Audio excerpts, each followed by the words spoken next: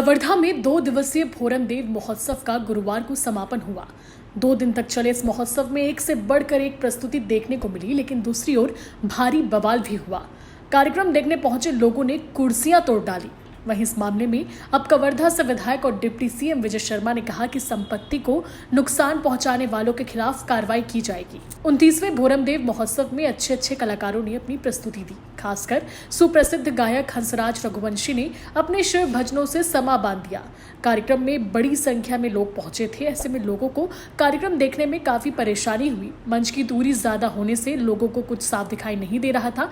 दर्शक कार्यक्रम परिसर में लाइट के लिए लगाए गए मंच पर चढ़ गए। इस दौरान कुछ उपद्रवी तत्वों ने 1000 से ज्यादा कुर्सियों को तोड़ डाला।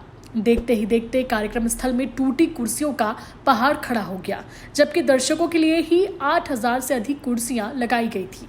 वहीं हंगामे के बाद कलेक्टर मंच के कोने में मायूस बैठे दिखे। गायक हंसराज की प्रस्तुति के बाद कार्यक्रम को बंद करना पड़ा। वहीं भीड़ को संभालने में शासन प्रशासन के पसीने छूट गए। यहां तक कि एक वीडियो भी सामने आया जहां लोग कुर्सियों को बाइक पर रखकर अपने घर ले जाते दिखे।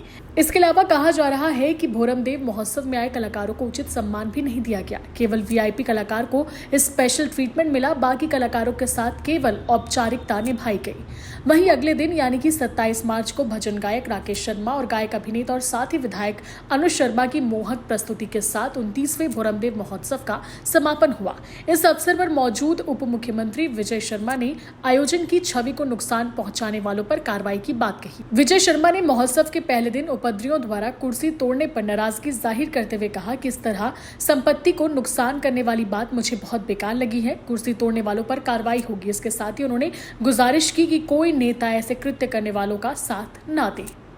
Bureau report, CG Bhaskar.